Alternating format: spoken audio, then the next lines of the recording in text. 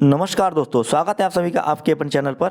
दोस्तों, इस वीडियो में हम लोग सीटेट 2024 के लिए ईवीएस पेडागोजी के अत्यधिक इंपॉर्टेंट एनसीईआरटी नोट्स को शामिल किए हैं। दोस्तों, ये ऐसे टॉपिक्स हैं जिससे लगातार विगत परीक्षाओं में क्वेश्चन पूछे गए हैं और आने वाले 14 दिसंबर के एग्जाम में भी पूछे जाने की प्रबल संभावना है। तो दोस्तों, वीडियो को लास्ट से देखिएगा।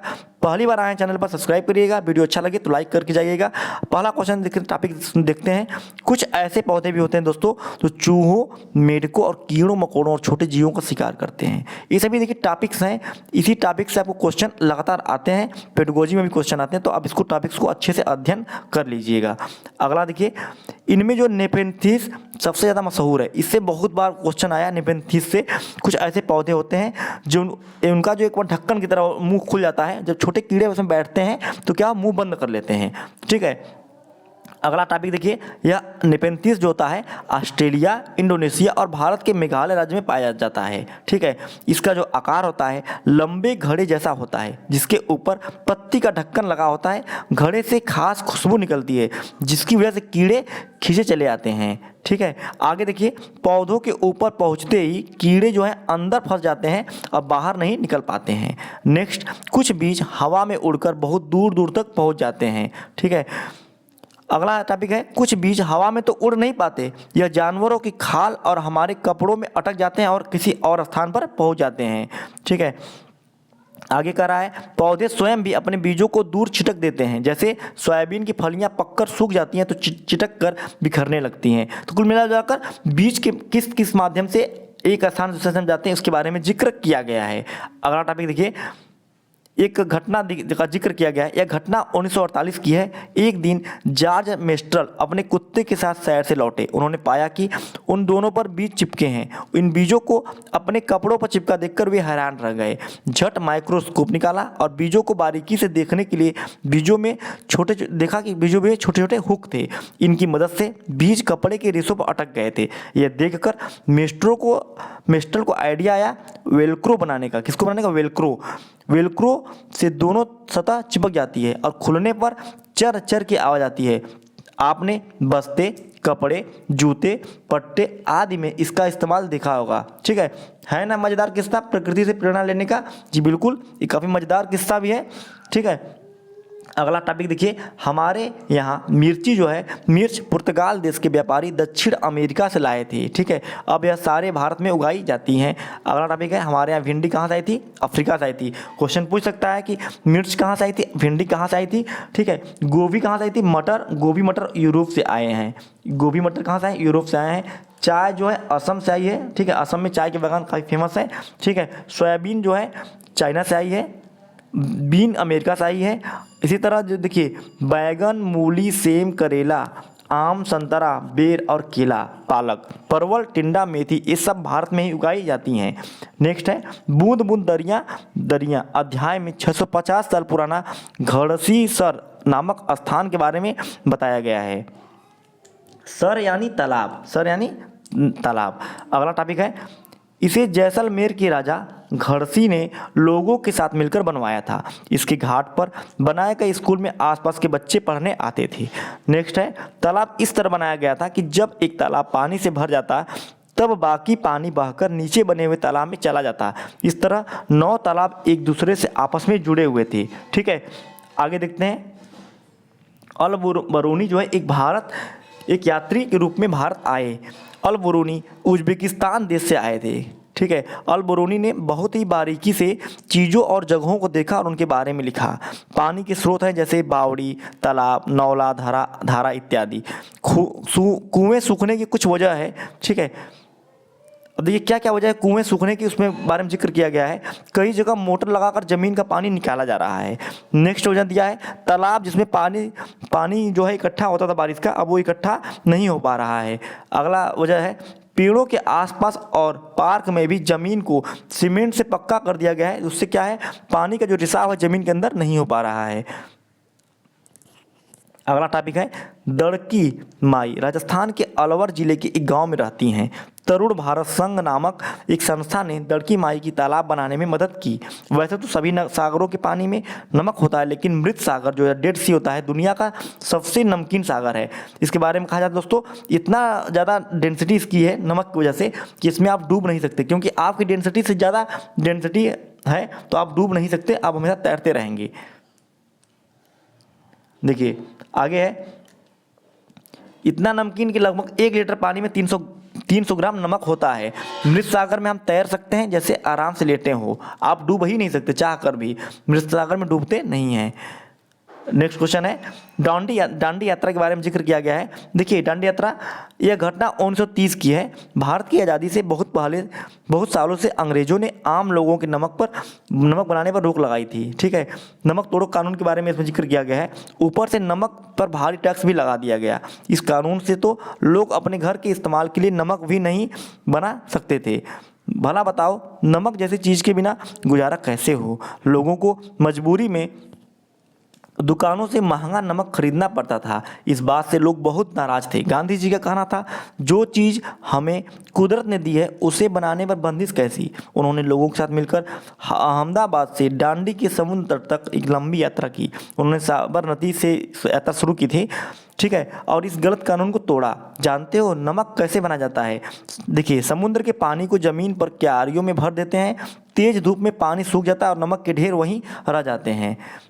आगे देखिए अगला टॉपिक है, कांच की स्लाइड पर खून की बूंदें मलेरिया मादा मच्छर एनाफिलीज से फैलता है। तो आप इसको याद रखेंगे, जो मलेरिया फैलता है मादा एनाफिलीज उस मच्छर का नाम है, उसके माध्यम से फैलता है। देखिए डॉक्टर मरियम स्लाइड को माइक्रोस्कोप से देखते हुए इस माइक्रोस्कोप से एक चीज़ 1000 गुना बड़ी दिखती है, इसलिए खून के अंदर की बारीकियाँ साफ दिखाई पड़ती हैं। कई माइक्रोस्कोप से तो इससे भी ज़्यादा बड़ा दिखाई देता है। आगे देखिए मलेरिया की दवाई। देखिए मलेरिया की दवाई जो है बहुत पुराने समय से सिनकोना पेड़ की छाल को उबालकर और छान कर ही इस्तेमाल करते हैं। बहुत बार क्वेश्चन पूछा गया है। तो मलेरिया की दवाई में सिनकोना पेड़ की छाल होती है, उसका प्रयोग हम लोग करते आए हैं। ठीक है, लेकिन अब छाल से दवाई नहीं बनाते हैं। गुड़, आंवला और हरी पत्तेदार सब्जियां, इनमें आयरन यानी लोहा होता है। ठीक है, देखिए गुड़, आंवला और हरी पत्तेदार सब्जियां, इनमें क्या होता है? आयरन यानी लोहा होता है। नेक्स्ट है मक्खियाँ पेट की समस्याओं जैसे रोग फैलाती हैं। ठीक है, अगला है शैवाल एक प्रकार का पौधा है जो बरसात के मौसम में ज़्यादातर फैलता है। नेक्स्ट है वैज्ञानिक जिसने मच्छर के पेट में झांका, उसका नाम क्या था? रोनल रॉस। नेक्स्ट है जब लोग मलेरिया के बारे में नहीं जानते थे तब लोगों को लगता था कि वह खराब हवा की बीमारी है। तो इसको जो अध्ययन करने का सबसे बड़ा काम किया था, मलेरिया खोज जो किया था, उनका नाम था रोनल रॉस। देखिए आगे देखिए टॉपिक है दिल्ली के स्कूलों में अनीमिया के कारण परेशानी। एक डेट लिखा गया 17 नवंबर 2017 दिल्ली। देखिए नगर निगम के बहुत से स्कूलों में हजारों बच्चे अनीमिया का शिकार हैं। इससे बच्चों की शारीरिक और दिमागी जो है तंदुरुस्ती पर असर पड़ता है। उनमें फुर्ती भी आम बच्चों की अपेक्षा कम होती है। जो कुछ पढ़ाया जाता है उससे समझने में परेशानी होती है। आजकल इन स्कूलों में बच्चों के हेल्थ कार्ड बन रहे हैं और उनकी जांच भी चल रही है। अनीमिया होती है, बच्चों को आयरन लोहे की दवाई दी जा रही है। ठीक है, इसकी अनीमिया जो होता है ये आयरन की कमी से होता है। इसमें होता क्या है दोस्तों? अनीमिया खून की कमी से होने वाली क्या है? बीमारी है। लार्वे पतले पतले और छोटे भूरे से रंग के कीड़े होते हैं। मच्छर पानी में अंडे देते हैं। रोनाल्ड रॉस को दिसंबर 1902 में चिकित्सा के क्षेत्र में नोबेल पुरस्कार भी मिला था। 1905 में मरते हुए भी वे कह रहे थे, कुछ ढूंढ लूँगा, नया ढूंढ लूँगा। यह कथन किसका था? रोनाल्ड रॉस का था। नेक्स्ट है देखिए ग्रुप लीडर के गुण दिया गया है। ग्रुप लीडर के गुण क्या क्या होने चाहिए?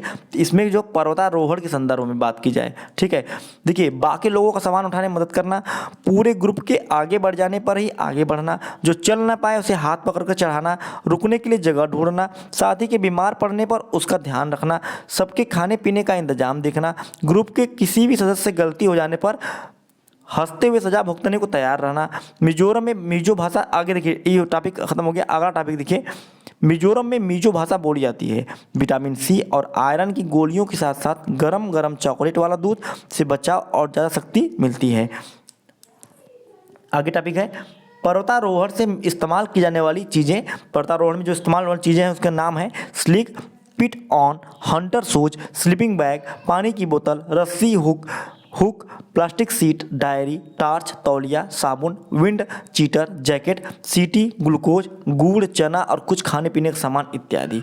ठीक है, अगला टॉपिक है टिकला गांव 1600 मीटर की ऊंचाई पर है। कितने मीटर? 1600 मीटर की ऊंचाई पर है। पर्वत चढ़ते समय हमारे शरीर का जो कोण होना चाहिए 90 डिग्री होना चाहिए, से समकोण, और पीठ एकदम सीधी होनी चाहिए।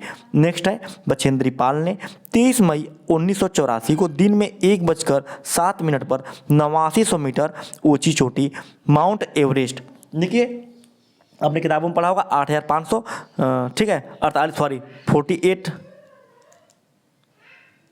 ठीक है पढ़ा होगा।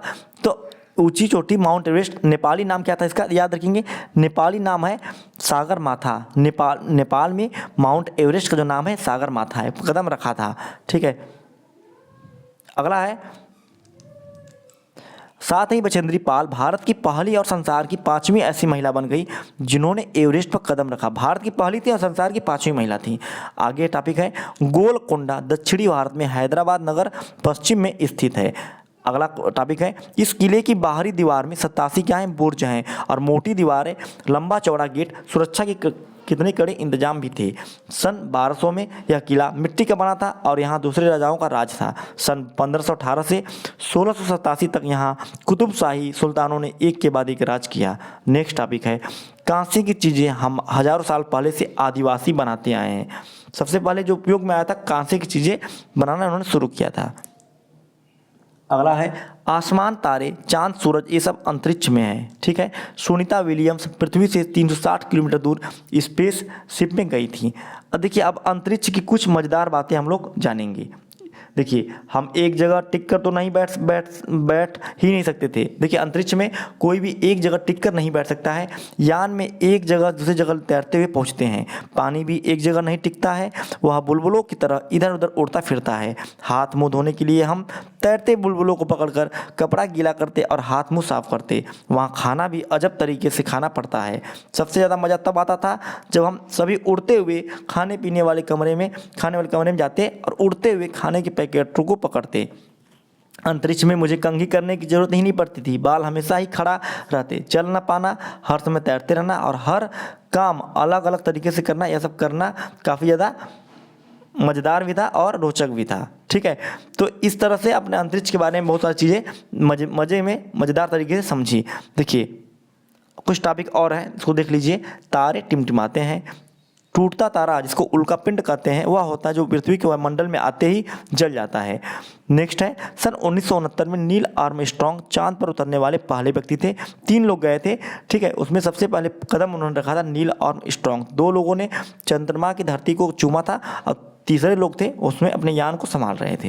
अगला टॉपिक है सुनीता विलियम्स अंतरिक्ष में सबसे लंबे समय तक रहने वाली पहली महिला थी। अभी भी वो स्पेस स्टेशन में फंसी हुई है, वहाँ पर बहुत दिनों से गई थी। ठीक है, नेक्स्ट है सुनीता विलियम्स ने पृथ्वी पर को देखकर कहा यहाँ से अलग अलग देश नहीं दिखते, ये लाइन तो कागज़ पर ही होती है। ठीक है, मुंबई भारत का सबसे भीड़ भाड़ वाला शहर है। अगला टॉपिक है मुंबई से दिल्ली पहुंचने के लिए महाराष्ट्र, गुजरात, राजस्थान जैसे कई राज्यों को पार करना पड़ता है। देखिए मुंबई से दिल्ली की दूरी लगभग कितनी है 1400 किलोमीटर है। पहाड़ों के कारण जम्मू कश्मीर की सड़कें कठिन होती हैं। नेक्स्ट है लेह लद्दाख तक पहुंचने के लिए जम्मू और कश्मीर को पार करना पड़ता है। पहाड़ी इलाकों में लोग नायलॉन के टेंट का इस्तेमाल करते हैं। लद्दाख को ठंडा रेगिस्तान कहा जाता है। रेगिस्तान की परिभाषा क्या होती है? जहाँ पर पानी 25 सेंटीमीटर से कम बरसे उसको रेगिस्तान बोलते हैं। अगला टॉपिक है लद्दाख में आपको लकड़ी के घर, ढलान वाली छतें और बर्फ़ से ढके हुए घर दिखाई देंगे। नेक्स्ट है मनाली हिमाचल प्रदेश में है। लद्दाख ऊंचा, सूखा और सपाट है जिसे ठंडा मरुस्थल कहा जाता है। नेक्स्ट टॉपिक है लद्दाख में बहुत कम वर्षा होती है। लद्दाख में ऊंचे बर्फ से ढके पहाड़ और ठंडी सपाट ज़मीन है। सूखेपन की वजह से कोई पौधे और पेड़ नहीं उगते हैं। पानी की बहुत ज़्यादा वहाँ कमी है। ठीक है दोस्तों, वीडियो कैसा लगा कमेंट में बताइएगा। मिलते हैं नेक्स्ट वीडियो के साथ, तब तक के लिए जय हिंद, जय भारत।